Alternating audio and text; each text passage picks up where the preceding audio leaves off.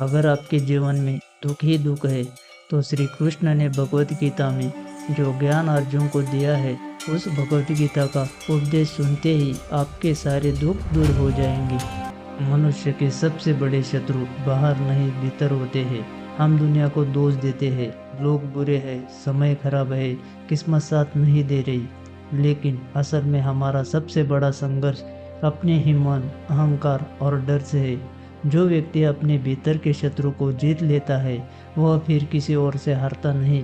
हर व्यक्ति एक कहानी है जिसे खुद भी पूरी तरह नहीं समझ पाया। हम उन लोगों को जल्दी जज करते हैं, ये ऐसा क्यों है, उसने ऐसा क्यों किया, लेकिन हर व्यक्ति अपने ही दर्द, भ्रम और बचपन के घाव और अधूरे प्रेम की कहानी है। कोई भी इंसान जैसा दिखता है वैसा पूरा नहीं होता, उसके पीछे छुपा होता है एक अनकहा संसार। जिंदगी बाहर नहीं भीतर घटती है। लोग सोचते हैं कि जीवन वो है जो बाहर चल रहा है, काम, पैसा, रिश्ते, समाज, प्रतिष्ठा, लेकिन सच्चाई ये नहीं है। जीवन केवल अनुभव है और अनुभव सिर्फ भीतर होता है। आप एक ही स्थिति में कभी तनाव में रहते हैं, कभी शांत, बाहर कुछ नहीं बदला, आपके भीतर का भाव बदला। तो असली जीवन क्या है?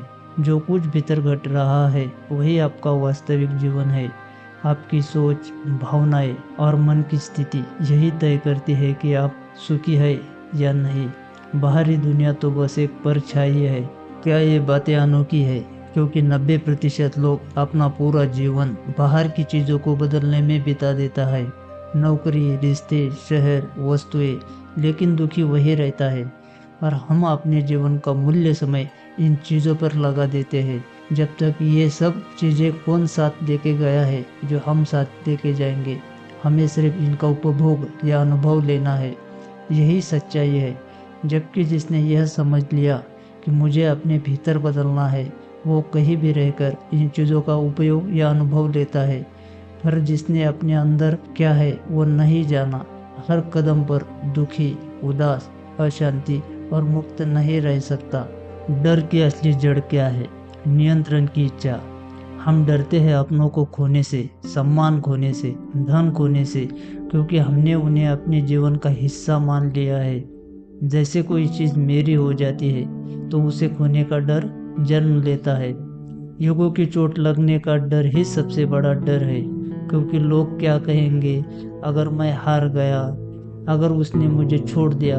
इन सभी डर का मूल कारण है मैं कौन हूँ की झूठी छवि, जिसे हम दूसरों के सामने बनाए रखना चाहते हैं। हम भविष्य को कंट्रोल करना चाहते हैं लेकिन कर नहीं सकते। भविष्य अनिश्चित है लेकिन मन उसे तय करने की कोशिश करता है। जब ऐसा संभव नहीं होता तो डर पैदा होता है। जो भविष्य को घटने देने की कला सीख लेता है उसके भीतर से ही डर खुद ब खुद निकल जाता है। डर खत्म नहीं होता बल्कि देखा जाता है। डर से लड़ने की जरूरत नहीं है, उसे देखना, महसूस करना और पहचानना ही सबसे बड़ा समाधान है। जब भी डर लगे भागने की बजाय बढ़िए, आंखें बंद करिए, महसूस करिए और शांत रहकर वो डर शरीर में कहाँ है इसे महसूस करिए। क्या वो सच में घट रहा है या मन का बना एक भ्रम है? सबसे बड़ा डर मैं कौन हूँ इसका उत्तर खो देना। जब तक हमें लगता है कि मैं शरीर हूँ, मैं नाम हूँ, मैं पहचान हूँ, तब तक हम हर उस चीज़ से डरेंगे जो इसे मिटा सकती है। लेकिन जिसने यह जाना कि मैं ना नाम हूँ ना रूप, मैं तो शुद्ध चेतना हूँ, उसके सारे डर दुनिया की तरह उड़ जाते हैं। डर कोई शत्रु नहीं है, वो सिर्फ एक संकेत है कि आप किस चीज़ को पकड़ रहे हैं जिसे आप छोड़ नहीं पा रहे हो। ज़्यादातर रिश्ते स्वार्थ से जुड़े होते हैं, प्रेम से नहीं। जीवन का एक बहुत कड़वा लेकिन सच्चा पहलू है, लोग ज़्यादातर तब तक आपके साथ होते हैं जब तक उन्हें आपसे फ़ायदा मिलता है। और यही बात आम लोग, हर व्यक्ति महसूस तो करता है पर गहराई से समझ नहीं पाते। बचपन में हमें सिखाया जाता है कि सब रिश्ते बिना शर्त के होते हैं, लेकिन जैसे जैसे हम बड़े होते हैं हमें अनुभव होता है कि लोग वहाँ तक ही आपके साथ होते हैं जहाँ तक आप उन्हें कुछ दे सकते हो। यह देना सिर्फ पैसा नहीं है, ये समय हो सकता है, सहारा या फिर उनकी ज़रूरत का कुछ हिस्सा हो सकता है। जब आप टूटते हैं तब ही लोग, रिश्तेदार असली चेहरा दिखाते हैं। सफलता में सब साथ होते हैं लेकिन विफलता में असली रिश्तों की पहचान होती है। जैसे जो रिश्तेदार आपके पीछे बात करने लगे, जो आपको नज़रअंदाज करने लगे, वे कभी आपके नहीं थे, सिर्फ आपकी स्थिति से जुड़े थे, आपसे नहीं। क्यों ऐसा होता है? क्योंकि दुनिया ज़्यादातर लेन देन के आधार पर चलती है, निस्वार्थ भाव से नहीं। लोग आपके दर्द को नहीं समझना चाहते, उन्हें सिर्फ अपना फ़ायदा दिखता है। जो लोग खुद के भीतर से अधूरे होते हैं, वो दूसरों का इस्तेमाल करना सीख जाते हैं और उसे स्मार्टनेस समझते हैं। आपको क्या करना चाहिए?